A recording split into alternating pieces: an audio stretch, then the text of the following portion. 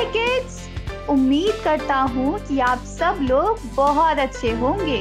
बच्चों, अगर कोई आपकी बेवजह खूब तारीफ करे, आपकी खूब मक्खन पॉलिश करे, तो आपको सचेत हो जाना चाहिए, क्योंकि ये मक्खन लगाने वाले आपका नुकसान भी कर सकते हैं। चलो, इस बात को मैं आपको एक कहानी के जरिए समझाता हूँ। ये कहानी है एक चालाक लोमड़ी और कौवे की। इसे ध्यान से देखो, आपको बहुत मजा आएगा।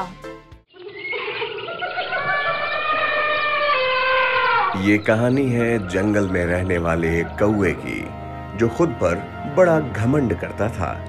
उसे लगता था कि वो बहुत सुंदर गाता है, वो बहुत महान है, जो कि वो था नहीं। एक दिन वो भोजन की तलाश में भटक रहा था, तभी उसे अचानक जमीन पर पड़ा एक पनीर का टुकड़ा नजर आया।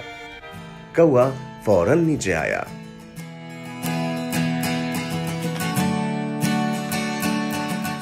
अरे वाह, ये पनीर का टुकड़ा कितना शानदार है। आज तो मेरी किस्मत बहुत अच्छी है। अब इसे अपनी चोंच में दबाकर कहीं अच्छी सी जगह ले चलूं, ताकि इसका आनंद ले सकूं। कौवे ने पनीर का टुकड़ा अपनी चोंच में दबाया और उसे ले उड़ा।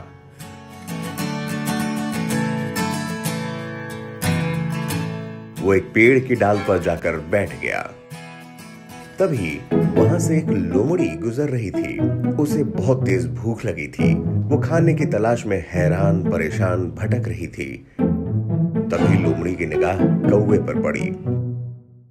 उसने कौवे के पास पनीर का टुकड़ा देखा तो उसके पेट में चूहे दौड़ने लगे और उसने सोचा, अरे वाह, ये पनीर का टुकड़ा तो बड़ा स्वादिष्ट दिख रहा है। अगर ये मुझे मिल जाए तो मजा आ जाए, मेरी भूख मिट जाएगी। चालाक लोमड़ी कौवे के पास पहुंची। दूसरी ओर कौवा जैसे ही पनीर का टुकड़ा खाने को हुआ तो नीचे से लोमड़ी ने आवाज लगाई, अरे कौवा महाराज, मैंने सुना है कि यहाँ पर बहुत सुरीली आवाज में कोई गाना गाता है। क्या वो आप हैं? कौवे के मुंह में पनीर का टुकड़ा था, इसलिए उसने कोई जवाब नहीं दिया और लोमड़ी की बात को नजरअंदाज कर दिया। लेकिन लोमड़ी कहाँ मानने वाली थी।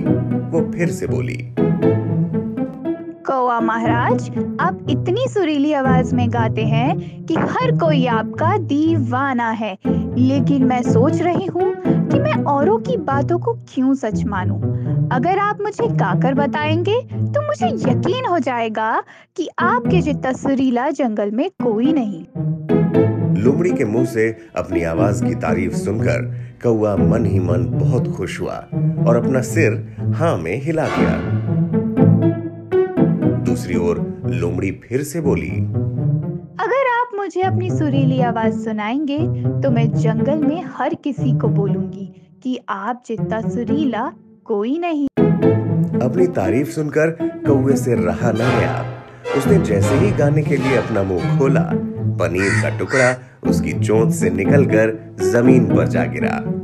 लोमड़ी ने मौका देखते ही पनीर के टुकड़े पर झपट्टा मारा और खा गई। हे, वो पनीर का टुकड़ा मेरा है, मुझे वापस दो। मुझे लगा तुम मेरा गाना सुनना चाहते हो, इसलिए मैंने अपना मुंह खोला। अरे कौवे, ये तो मेरी चाल थी। तुम कब से सुरीले हो गए? जाओ, फिर से कोई पनीर का टुकड़ा ढूंढ लो जाकर। लोमड़ी कौवे का मजाक बनाकर वहां से चलती बनी और कौवा हैरत में उसे देखता रह गया। कौवे को अपनी मूर्खता पर बड़ा पछतावा हुआ।